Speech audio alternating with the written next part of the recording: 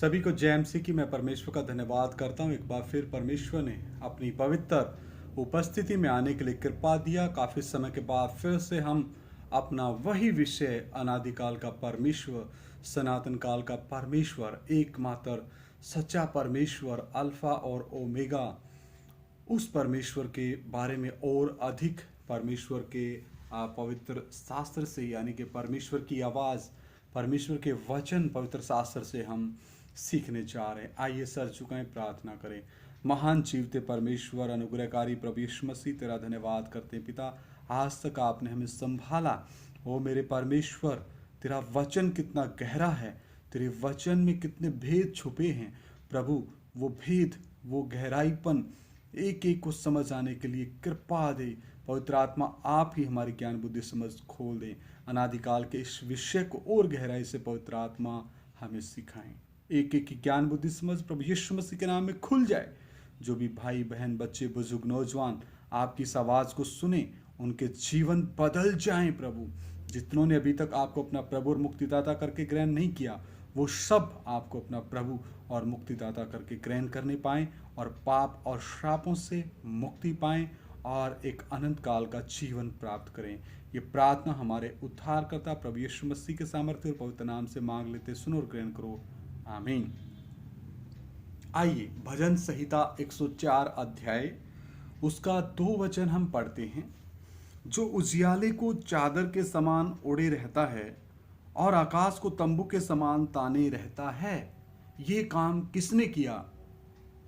जो उजियाले को चादर के समान ओढ़े रहता है, यानी परमेश्वर इतना पवित्र है, उसकी पवित्रताई के आगे कोई भी दूसरा मनुष्य ये नहीं कह सकता कि मैं पवित्र हूं। नहीं, सब आदमवंशी पापी हैं।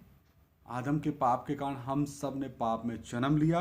परमेश्वर ही परम पवित्र है और वो प्रकाश को, उजियाले को एक चादर के समान ओढ़े रहता है।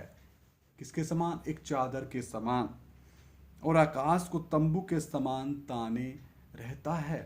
तो आकाश को तानने वाला, प्रकाश को, उजियाले को चादर के समान ओढ़े रखने वाला, ये वही अनादिकाल का परमेश्वर है जो देहधारी हुआ, जिसने देह धारण करके हमारे पापों और श्रापों के निमित्त अपने आप का बलिदान किया। आगे हम देखते हैं जबूर यानी कि भजन संहिता 115 का 15 वचन। भजन संहिता 115 का 15। यहोवा जो आकाश और पृथ्वी का करता है, यहोवा परमेश्वर जो आकाश और पृथ्वी का करता है, उसकी ओर से तुम आशीष पाए हो। तो मेरे भाइयों, बहनों, बुजुर्गों, माताओं, पिताओं, नौजवान, बेटियों, भाइयों, आप सभी को अगर आशीष चाहिए, अनंत काल के जीवन की आशीष, तो वचन कहता है यहोवा जो आकाश और पृथ्वी का करता है।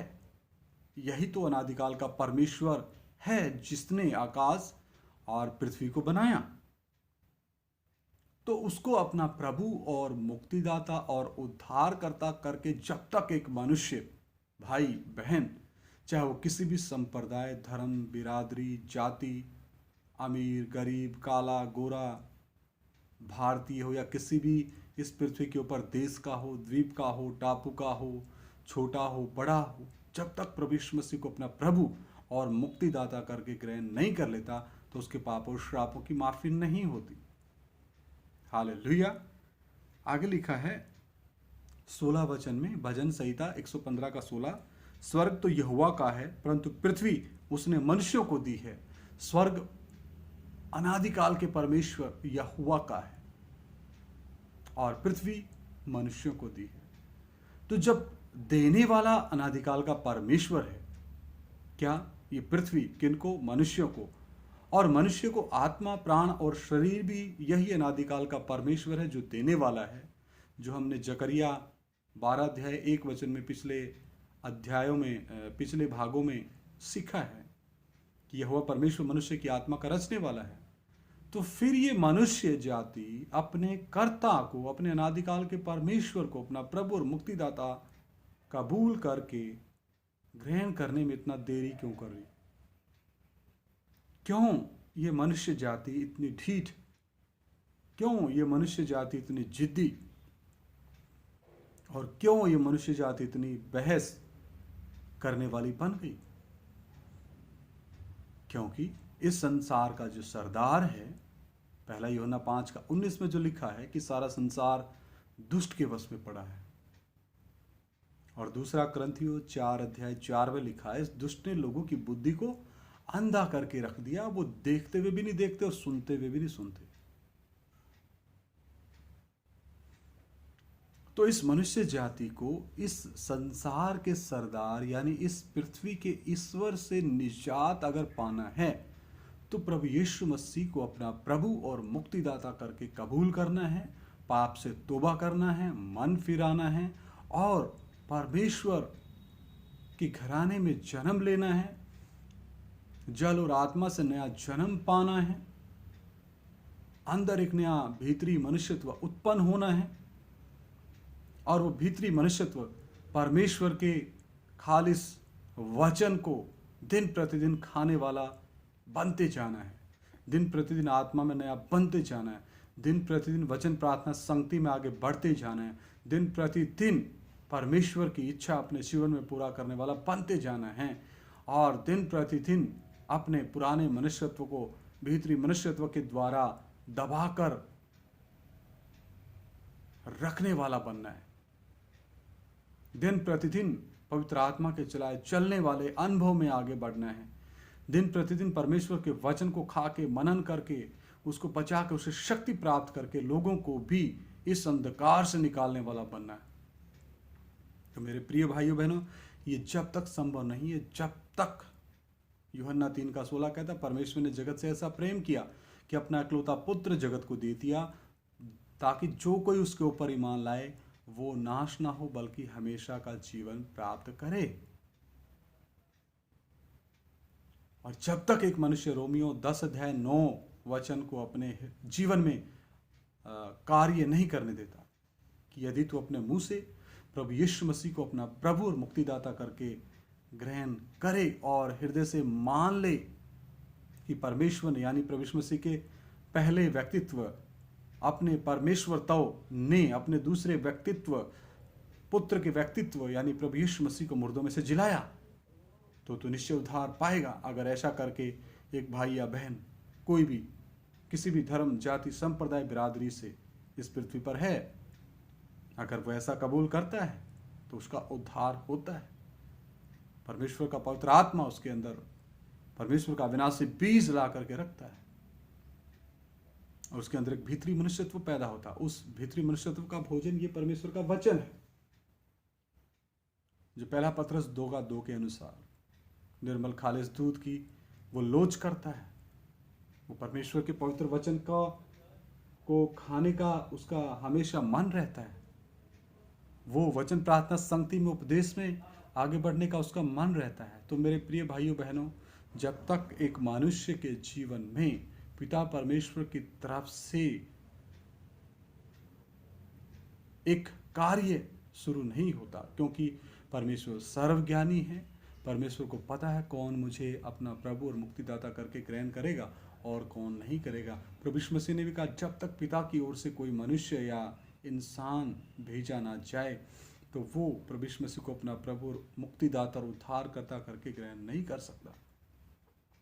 तो मेरे प्रिय भाइयों बहनों, अनादिकाल के इस परमेश्वर को और गहराई से जानने का इच्छा मेरा दिन प्रतिदिन बढ़ता जाता है। आपकी क्या कंडीशन है, क्या हालत है, मैं नहीं कह सकता, लेकिन मेरे अंदर परमेश्वर ने जो काम शुरू किया है वो मेरे जीवन के आखिरी सांस तक उसको पूरा भी करेगा। हालेलुया।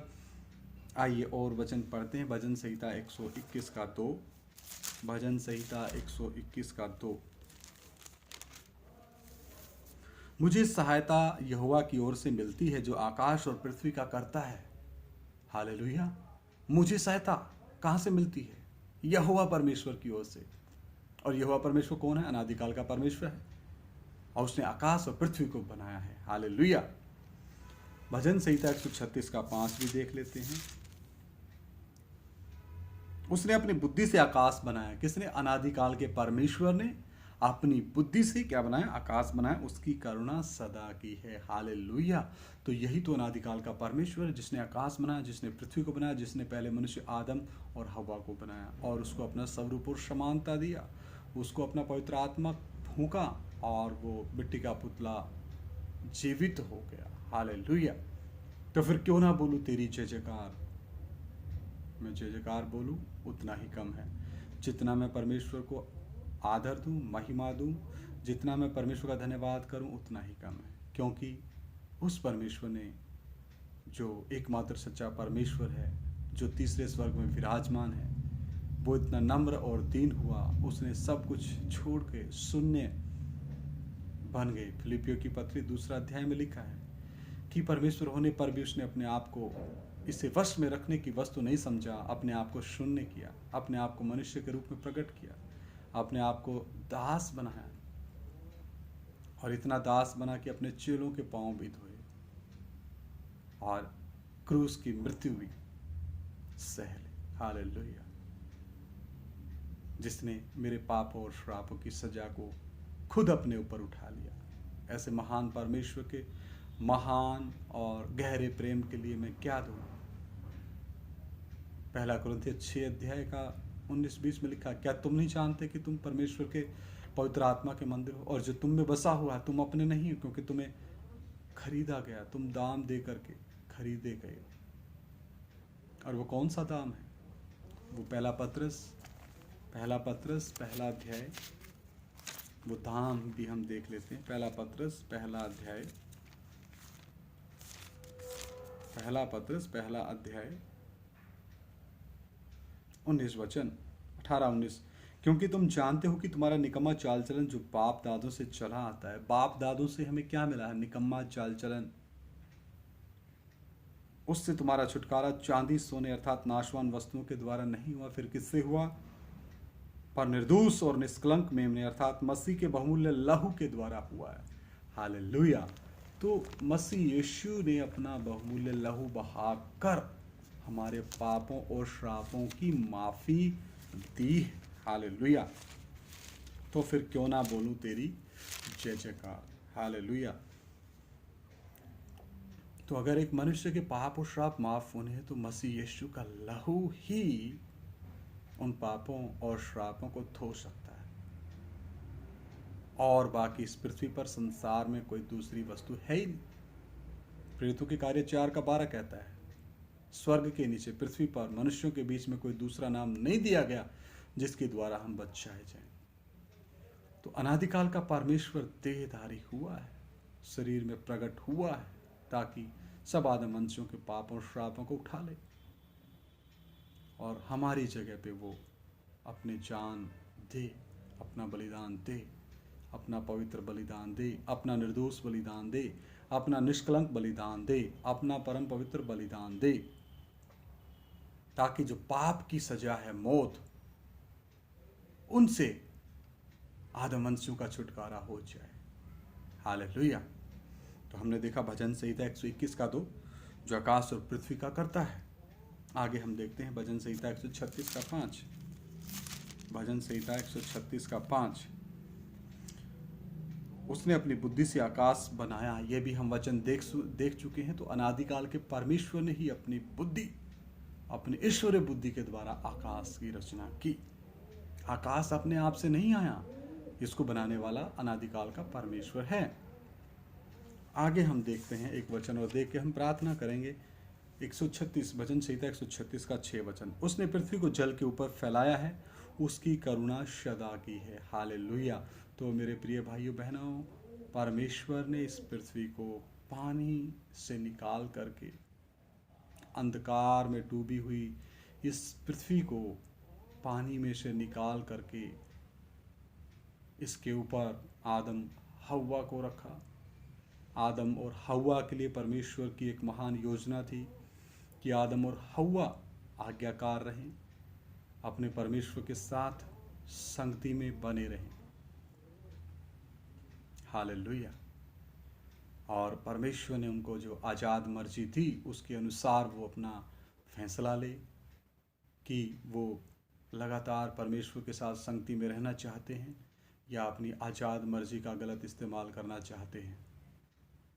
ये फैसला परमेश्वर ने आदम के हाथ में सौंपा, आदम को दे दिया, आज़ाद मर्जी दे दिया।